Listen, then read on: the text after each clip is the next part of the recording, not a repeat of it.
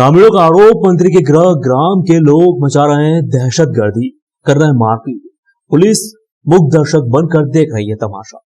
रायपुर राजधानी से 13 किलोमीटर दूर कोलार ग्राम पंचायत के गाना 500 ग्रामीणों ने ट्रैक्टर में आकर क्षेत्रीय मंत्री के उदाहरण के बंगले में प्रदर्शन एवं आरोप लगाते हुए कहा कि मंत्री के गृह ग्राम के लोग विगत 15 दिनों से ग्राम पंचायत कोलार के लोगों से मारपीट करते नजर आ रहे हैं, लोग तोड़फोड़ कर रहे हैं।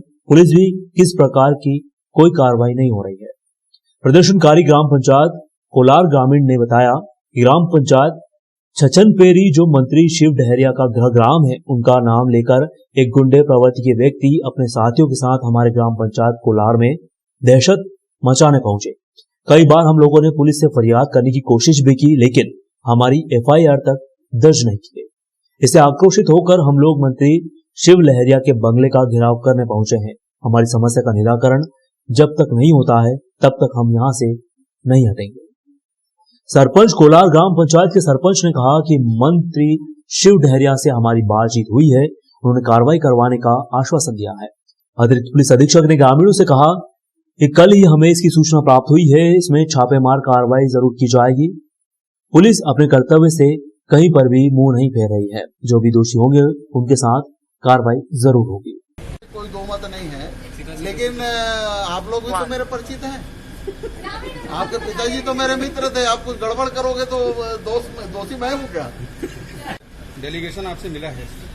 मेरे पास तो डेलीगेशन आई थी, मैंने मिल लिया है, उनको बता भी दिया है कि उसमें जिन लोग भी दोषी उनके खिलाफ कार्रवाई होना चाहिए। पुलिस कार्रवाई करती है, उसमें हमारा क्या लेना देना।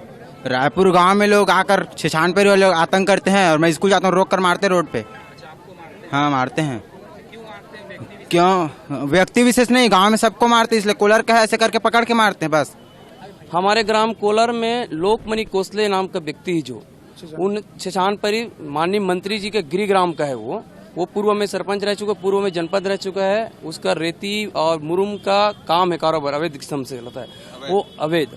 वो आए दिन मंत्री के नाम से दादागिरी करता है। घर में एक आदिवासी घर में जाके रात के 9:30 बजे घर घुस के फैमिली से उसके यहाँ का लेडीज लोग को, बच्चे लोग को, पत्नी लोग को, उस स्वयं जामन ध्रुव के लड़के लोग को पूरी मार पीट किया है। 2 बाइक को तोड़फोड़ किया है, घर का दरवाजा तोड़फोड़ किया है, खिड़की दरवाजा तोड़फोड़ किया है। उन्होंने अपने प्राण बचा के दूसरे के यहाँ छुपा है तो उनके प्राण कहीं बचा हुआ है। उसके बाद वहाँ आके ग्राम बस स्टैंड चौक में सारी दुकान में तोड़ फोड़ के, किसी का बैनर पोस्टर, किसी का कुर्सी तोड़, किसी का कैमरा, इस किस्म से आतंक मचाए हुए है। थाने में उसके लिखित शिकायत करने के बाद में भी FIR नहीं होता। दुर्भाग्य इस बात के पुलिस प्रशासन मौन है।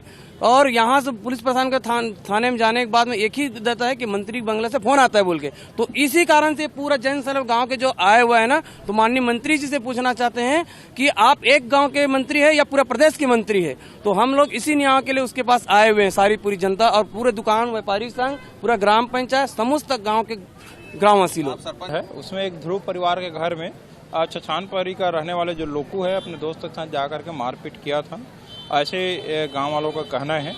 इस संबंध में तत्काल घटनास्थल पर थाना प्रभारी घटना के बाद उपस्थित हुई थी और सूचना मिलने पर जाकर के जो पीड़ित है उसे घर में तस्दीक किए थे, जहां से पीड़ित घर में नहीं था और उनके द्वारा किसी भी प्रकार का अपराध पंजीबद्ध करने के संबंध में ना तो आवेदन दिया गया था, न ही दिया गया था, सूचना दिया गया था। जिसके बाद से जो आरोपी के जो नाम आया था उसके घर में जाकर के थाना प्रभारी के द्वारा स्वयं रात में ही पता तलाश किया गया था, जिसमें आरोपी अपने घर पे होना नहीं पाया गया था। अगले दिन इनके द्वारा सुरक्षा संबंधी मांग करने के संबंध में कोई आवेदन पत्र थाना में ला के दिया गया था।